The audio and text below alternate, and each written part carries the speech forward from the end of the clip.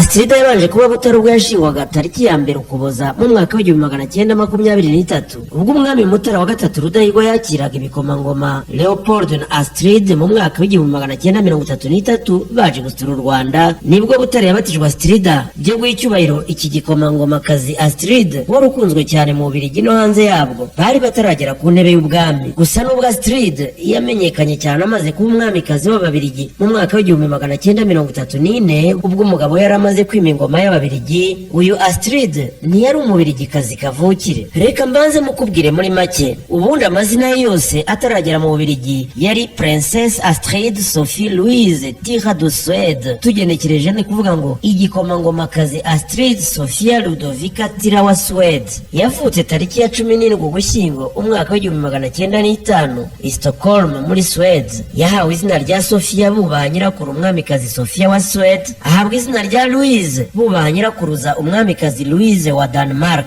Astrid yabaye umubirigikazi tariki ya 4 Ugushyingo umwaka w'1926 ubwo yashyingiranwaga imbere y'amategeko n'igikomangoma Leopold. Umuhango wabereye Stockholm muri Suède.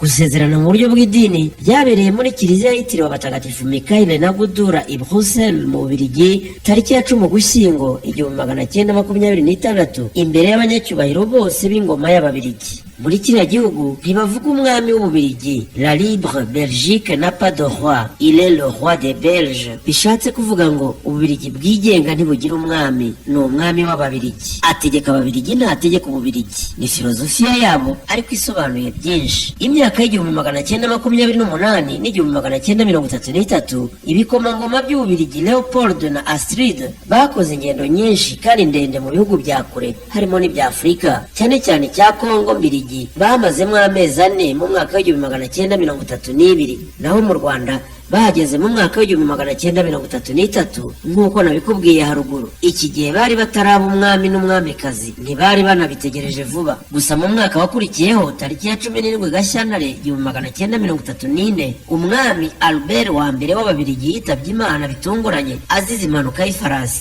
Leopold yimikwa nyuma y'iminsi 6 kuko yarahiriye imbere y'inteko ishinga amategeko y'Ababiligi tariki ya 23 Gashyantare 1934 ku izina rya Leopold wa gatatu. Nguko uko Astrid ku myaka 28 y'amavuko yabaye umwamikazi w'Ababiligi, ingoma atamaze y'imyaka irenze 2 kuko tariki ya 29 Kanama 1935 ataruzuza neza imyaka 30 y'amavuko umwamikazi Astrid w'Ababiligi yitabye Imana mu Busuwisi azize impanuka y'imodoka. Umwami Leopold wa gatatu w'Ababiligi wari utwaye iyo modoka nawe yarakomeretse ariko ashobora kurokoka. Astrid yibukwa mu Bubiligi naheje ku isi umwamikazi wicishaga bugufi cyane kandi agakunda gufasha abatishoboye aho bari hose ku isi.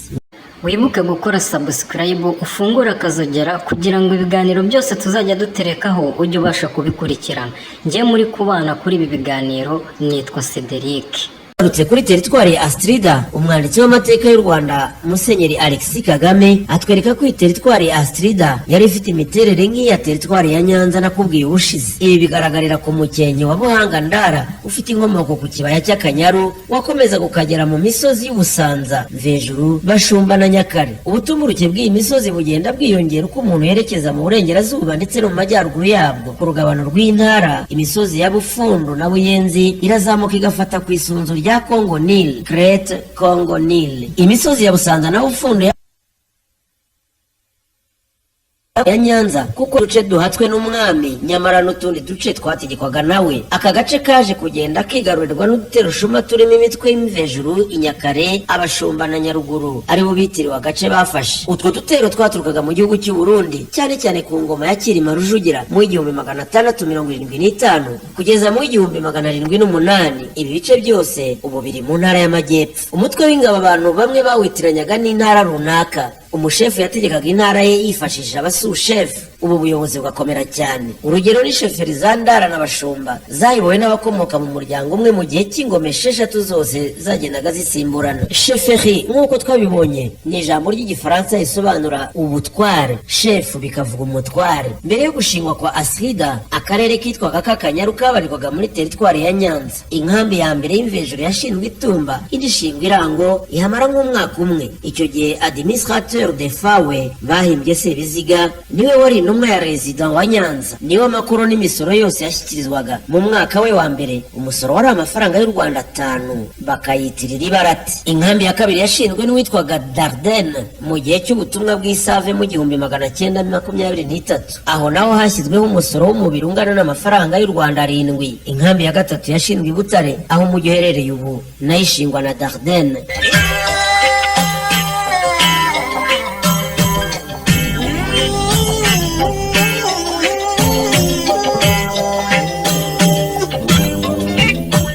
Reka noneho turebe sheferi zari zigize teritwari ya Astrida na bamwe mu batware baziyoboye. Duhere kuri sheferi y'Ubufundu. Ubufundu buzwi cyane ku ngabo zitwaga abadahemuka zaremwe n'uwitwaga Rusimbi ku ngoma y'umwami Cyilima Rujugira. Rusimbi yasimbuwe n'umuhungu we Rubona. Ingabo zo mu badahemuka zaturukaga mu miryango yabo mu Bukonya, Kibari, Mutara, Kibonwaho mu Bunyambiriri bwa Nyanza ndetse no mu misozi ya Kibingo, Giseke, Kivu na Sekera yose yo muri Astrida. Rubona yaje no kuba umutware w'ingabo za Gihana, umuhungu wa Cyilima Rujugira, igihe yateraga i Burundi. Ubufundu ubu wabushakira mu gice cy'amajyepfo y'akarere ka Nyamagabe. Sheferi ya kabiri mu zari zigize Astrida ni sheferi ya Nyaruguru. Kuva mu ishyirwaho ryayo, iyi sheferi yagiye iyoborwa n'abatware b'ingabo. Yari igizwe n'agace ka Buyenzi kari kagizwe ahanini n'ishyamba. Mu mwaka w'1935 Buyenzi yagizwe sheferi ukwayo. Tugarutse ku batwaye Nyaruguru, ku ikubitiro turahasanga Rwamahe rwa Cyilima wa kabiri Rujugira. Hagati aho Senyamudigi wa Bideri asimburwa na Nyarwaya Nyamutizi wambyaye ingabo na Nyiramuhanda. Uyu Nyiramuhanda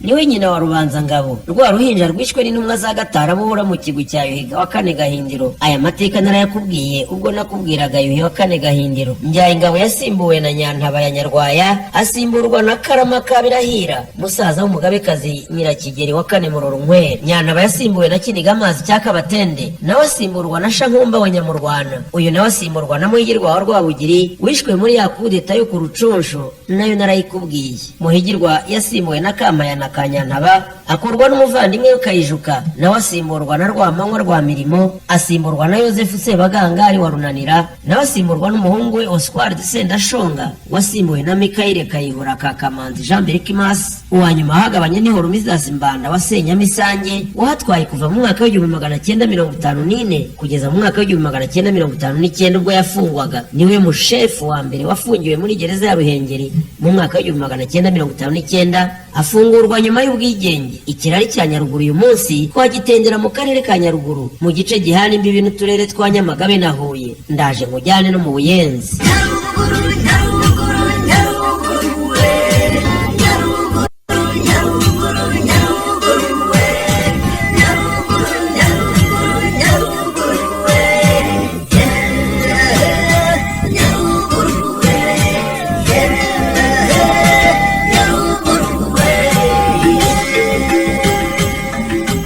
Buyenzi yabaye ya nyuma yanyazwe n'u Burundi ku ngoma ya Cyilima Rujugira. Yabarirwaga muri sheferi ya Nyaruguru kugeza mu mwaka w'1935. Muri uwo mwaka niho yatandukanyijweho ihabwa umushefu witwaga Leopold Ruhanamirindi mwene Sebagangari. Ruhanamirindi yanyazwe mu mwaka w'1940, hagaba na Rudoviko Rwitsibagura Rwamushi. Igice kinini cy'Ubuyenzi kiri mu Buyenzi mu Burundi, hino ni Nyaruguru ku rugabano rwayo na Rusizi n'u Burundi. Sheferi ya gatatu mu zari zigize Astrida ni Bashumba. Iri zina rikomoka ku mutwe w'ingabo witwaga Bashumba. Igikomangoma kimanuka mwene Kigeli wa gatatu n'Abarasa yayirazwe na se. Icyo gihe yari iherereye.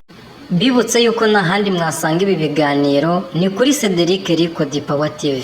Ndabashimiye mwebwe mu mwakomeje kubana nanjye, mujye mwibuka gukora kuri subscribe ndetse mufungura n'akazogera kugira ngo ibiganiro byacu mujye mubibona ari mwebwe ba mbere. Rero ndabashimiye, tuzasubira mu bindi biganiro by'ubutaha. Duhurire muri komenti hanyuma mutubwire ibindi biganiro twabategurira. Murakoze.